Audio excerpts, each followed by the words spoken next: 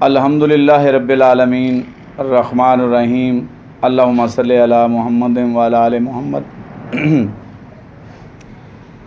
جیسا کہ ماشاءاللہ بڑی پذیرائی مل رہی ہے الحمدللہ، ہم خیال دوست احباب جو ہیں وہ اس بات کو بڑا اپریشیٹ کر رہے ہیں، اور یقیناً جو ہمارے جذبات ہیں وہی جذبات انہی کے بھی ہیں، اور وہ بھی یہی چاہ رہے ہوں گے کہ ہم اپنے اس پاکستان پیارے وطن اور اپنی قوم کے لیے کچھ نہ کچھ کریں جو کر سکتے ہیں۔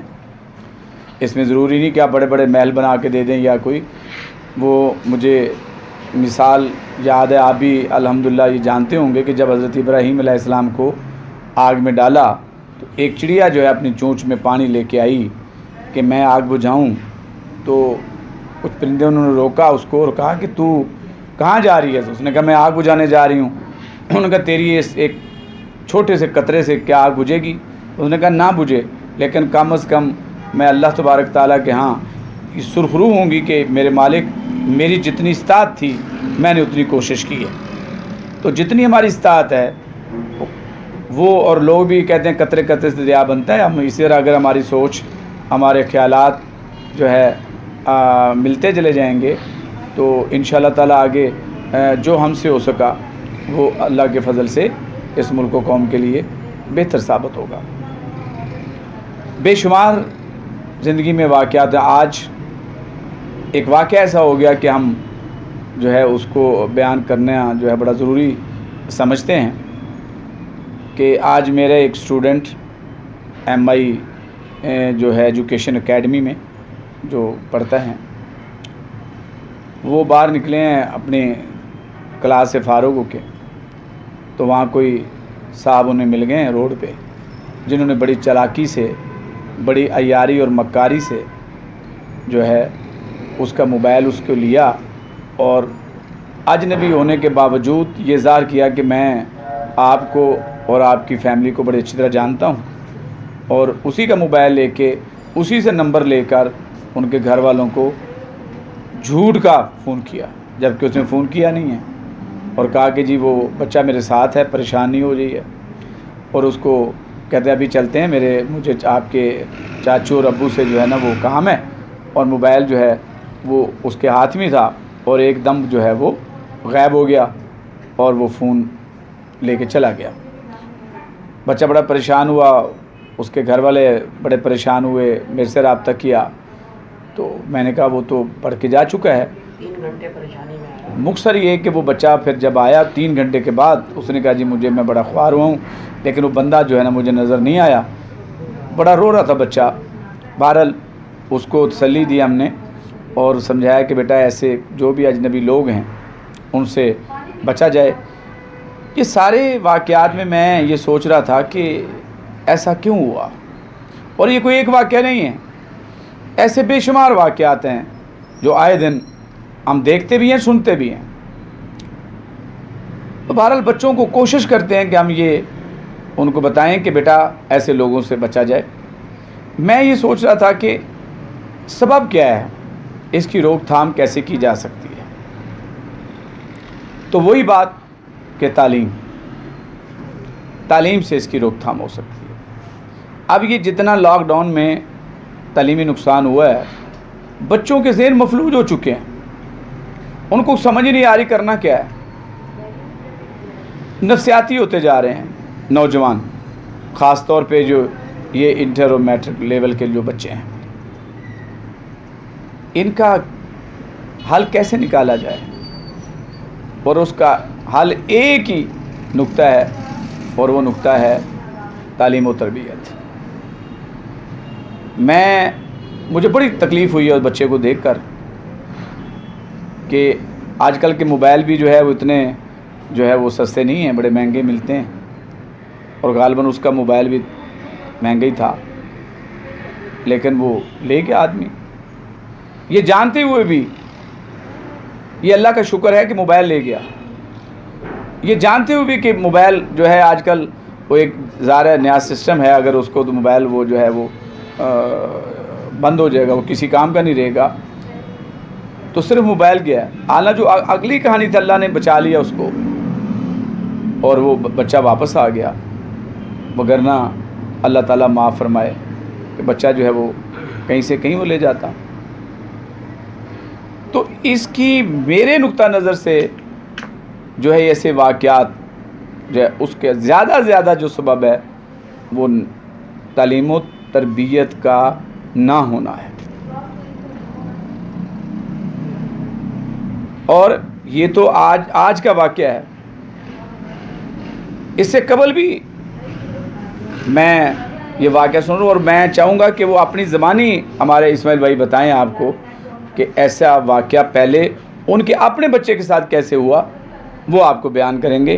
تو یہ بتانے کا مقصد یہ ہے کہ اپنے بچوں کو تنبیہ کریں، بچوں کو یہ ان کو ٹائم دیں، اور ان تمام باتوں سے ان کو آگاہ کریں کہ کسی بھی اجنبی آدمی سے جو ہے میل جول نہیں رکھنا، ان سے دور رہنا ہے۔ تو یہ جو ان کے بچے کے ساتھ ہوا وہ خود آپ کو اپنی زبانی بتائیں گے۔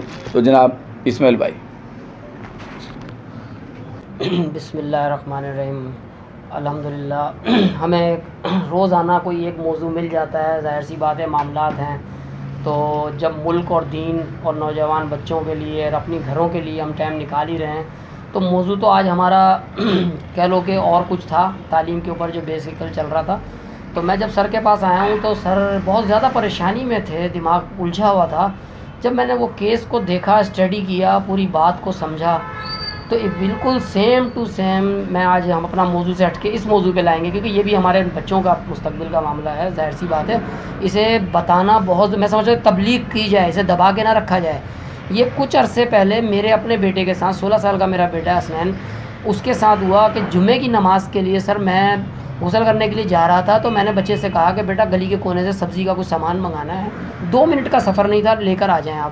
تو میں یہ شیئر کرنا چاہ رہا ہوں، ہم سے غور سے بتانا چاہوں گا کہ تو وہ جب گیا ہے تو قریب 1 بجے کا قریب کا ٹائم تھا، 3 ساڑھے 3 بج گئے، وہ بچہ لوٹ کے نہیں آیا۔ ہم بہت پریشان، ادھر ادھر بہت معاملات کیے، ڈھونڈا گیا، سب کچھ کیا۔ اچانک دیکھا کہ تقریباً 3.5 گھنٹے بعد قبل وہ بچہ گلی کے کونے پہ سے آیا ہے، اور بے تحاشا مجھے دیکھ کر رویا، بہت رویا۔ جب بہت زیادہ رویا تو ہم نے اس سے پوچھا ہوا کیا، تو اس نے شخص نے چالاکی سے کیا کھیلا، جو سٹوری سنے میرے فیملی ممبر نے ایک نے دیکھا تھا کہ جب وہ گیا کھڑکی سے، گھر والوں نے فیملی نے دیکھا تھا کہ ایک بندے نے اسے اس طرف کو لے کر گیا۔ یہ میں انداز پورا بتاؤں گا آپ کو، اس لیے کہ آپ بچوں کو اپنے ہوشیار کریں۔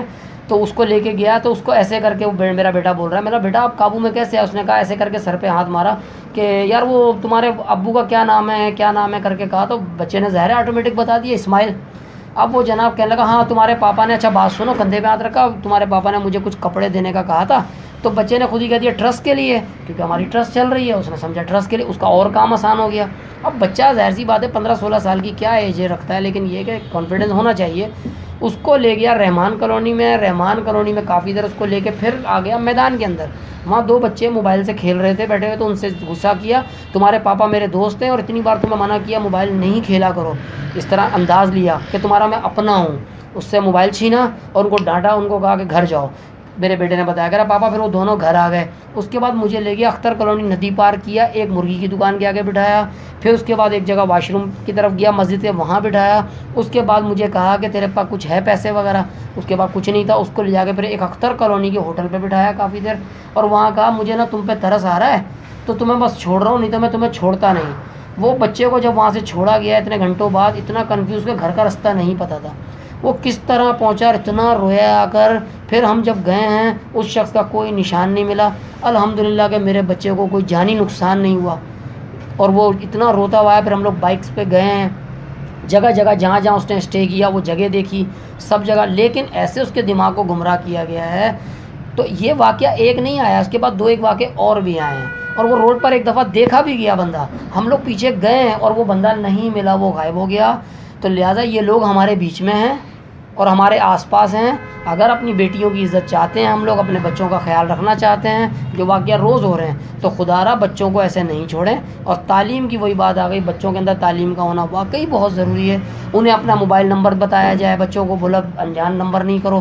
ہم لوگ عموماً کہتے ہیں اپنے بچوں سے بیٹا ان کو موبائل نمبر نہیں یاد، بچے کو باپ کا نام صحیح یاد نہیں ہے، بچے کو گھر کا ایڈریس نہیں، ہمیں بچوں کو ایڈریس سکھانا ہے، تعلیم ہوگی تو سکھاؤ گے نا۔ تعلیم سے ہی ہے، پڑھنا آتا ہے، تو بچے کو اپنے گھر کا ایڈریس دیں، اس کو اپنے گھر کے موبائل نمبر ایک نہیں کم از کم 2 سے 3 سکھائیں، اور اسے کہیں کہ اگر کوئی شخص ملتا ہے کہتا ہے کہ میری تمہارے پاپا سے بات ہوئی ہے، تو اس شخص نے میرے بیٹے سے کہا 2 دفعہ تیرے پاپا سے میری بیٹا بات ہوئی ہے، اس طرح کہہ کے اس کو لے کے چلتا رہا، اعتماد میں لیا.